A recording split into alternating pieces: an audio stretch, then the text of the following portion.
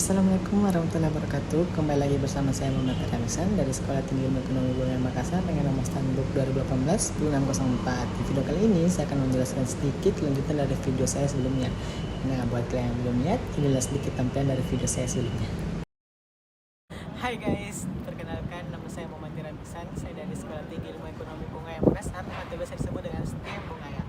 Di YouTube channel saya ini saya akan membahas seputar tentang bisnis. Sebelum itu saya akan menjelaskan dulu apa sih itu sebenarnya bisnis. Bisnis dalam ilmu ekonomi adalah suatu organisasi yang menjual barang atau jasa kepada konsumen atau bisnis lainnya untuk mendapatkan laba. Dalam bahasa gaulnya guys, bisnis itu adalah menjual barang untuk mendapatkan cuan-cuan.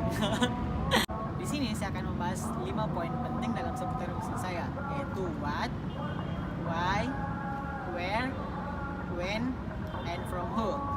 Nah, kita langsung ke poin pertama, yaitu what. Apa sih nama bisnisnya? Bisnis saya bergerak di bidang sektor barang, yaitu menjual aksesoris HP. Nah, untuk nama bisnis sendiri yaitu Gondie Case. Untuk filosofi dari nama Gondie Case diambil dari kata go, yaitu gopal, nama ya itu semacam nama kampus saya, dan Jie itu nama dari teman saya Dayan. Jadi gabungannya dari Gondie.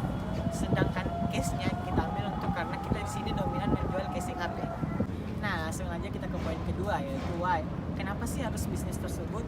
Nah, di sini saya mengambil bisnis case HP karena saya dan teman saya suka mengoleksi case-case lucu, dan kami suka pergi ke store-store HP. Jadi kita berinisiatif untuk mengambil bisnis tersebut. Karena dimana pada saat saya dan teman saya pergi ke store case HP, di situ kita tidak mendapatkan sebuah tipe untuk HP saya. Jadi saya dan teman saya berpikir coba kita cari di tempat lain. Jadi saya mencari dan saya dapat case impor dari Shanghai atau Cina, sehingga saya berinisiatif sama teman saya untuk membuka all shop di bidang aksesoris HP, itu case HP. Karena di sana berbagai macam tipe HP kalian bisa dapatkan, dan memudahkan para pembelanja untuk berbelanja online. Ya, kita ke poin ketiga, yaitu kapan sih bisnis ini berjalan dan jam operasionalnya. Nah, di sini bisnis saya sudah lama berjalan, sekitar hampir setahun, dari 2020. Jadi ini masih termasuk golongan bisnis yang masih baru-barunya, karena bisnis ini baru bergerak di tahun kemarin, tahun 2020. Dan untuk jam operasionalnya di sini saya dan teman saya buka dari jam 8 sampai jam 10 malam. Karena di sini kita hanya membalas untuk chat-chat dari customer yang langsung ke IG kami atau ke sosial media kami. Ya, kita langsung ke poin keempat, yaitu where. Di mana sih bisnis ini bergerak? Jadi bisnis ini tuh sudah dijelaskan sebelumnya kalau bisnis ini adalah bisnis online shop. Jadi tempat untuk bisnisnya itu kita buka itu di sosial media seperti Instagram atau di e-commerce seperti yang kantong orange yang ada logo S-nya. Nah, ini kan bukan endorse, jadi tidak sebut merek guys. Kalian bisa langsung share di IG-nya @godie.case atau di e-commerce-nya yang kantong orange itu, yang tas orange, bisa kalian cari Gondie Case. Ya, kita ke poin terakhir, yaitu from who. Untuk siapa sih target bisnis ini? Nah, di sini target bisnis saya adalah untuk para kalangan remaja hingga orang dewasa. Jadi karena bisnis ini sangat umum untuk digunakan. Terlebih dahulu kalian harus mempunyai HP untuk membeli case ini. Nah, itulah tadi poin penting dari seputar bisnis saya. Ini saya akan mereview sedikit tentang case saya. Ini seperti ini guys, contohnya. Ini adalah contoh case-case yang saya jual. Di sini kita akan menjual berbagai macam tipe, yaitu bisa dari tipe Android hingga tipe iPhone.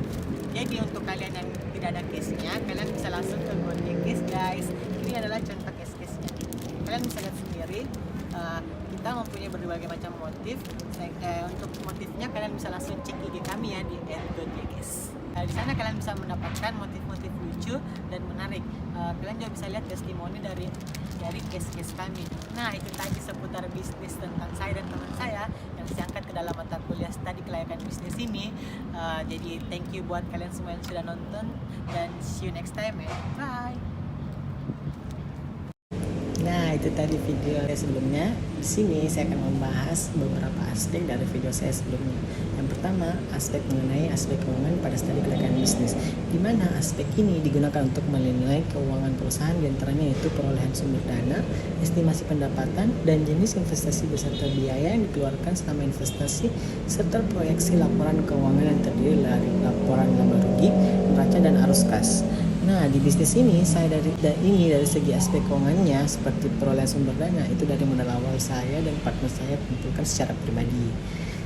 Nah, ke aspek kedua yaitu aspek pasaran dan pemasaran dalam studi kelayakan bisnis adalah segala hal yang menyangkut ada tidaknya peluang pasar untuk sebuah produk yang akan dibuat oleh sebuah perusahaan, sehingga aspek pasar dalam studi kelayakan bisnis adalah hal pertama yang paling penting untuk dianalisa. Nah, di bisnis saya untuk aspek pasarnya kita masuk ke golongan semua jenis, karena untuk bisnis saya ini adalah bisnis aksesoris handphone yang dimana untuk kalangan anak-anak sampai dewasa pun bisa dijangkau.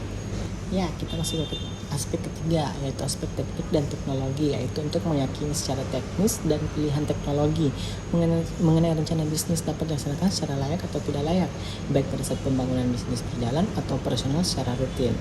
Nah, di bisnis saya ini aspek tersebut saya lakukan dengan secara online. Jadi semua jenis transaksi penjualan dilakukan secara online melalui sosial media dan e-commerce yang tersedia. Dan untuk jam operasionalnya kita buka hingga jam 10 malam. Aspek keempat adalah aspek manajemen dalam studi kelayakan bisnis, menyangkut fungsi-fungsi manajemen secara umum atau makro.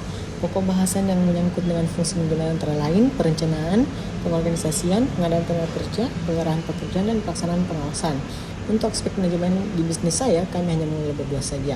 Untuk pengadaan tenaga kerja, kami belum untuk saat ini karena bisnis ini masih dibilang bisnis kecil-kecilan saja. Jadi tidak untuk dalam cakupan luas. Dan bisnis saya ini kita masih mampu untuk mengelola berdua saja. Dari segi keuangannya, pelaksanaan pengawasannya, dan pengelolaannya. Nah, aspek kelima yaitu aspek lingkungan, yaitu untuk menganalisa kondisi lingkungan dari operasional perusahaan yang meliputi pemasok, pesaing, dan lainnya, sehingga mengetahui apakah mungkin untuk menjalankan ide bisnis yang dimiliki. Untuk aspek lingkungan ini sendiri, di mana bisnis saya ini sangatlah cukup banyak pesaing-pesaing yang cukup besar, tetapi tidak mengurangkan niat kami untuk membuka bisnis ini, karena kami tetap optimis untuk bisnis ini bisa bersaing dengan pesaing-pesaing lainnya. Nah, itulah yang bisa saya sampaikan di video kali ini. Kurang dan lebihnya mohon dimaafkan. Apabila ada sedikit pembahasan yang salah, silakan komen bawah ini untuk masukannya. Sekian dan terima kasih. Sampai jumpa di video berikutnya dan see you, bye bye.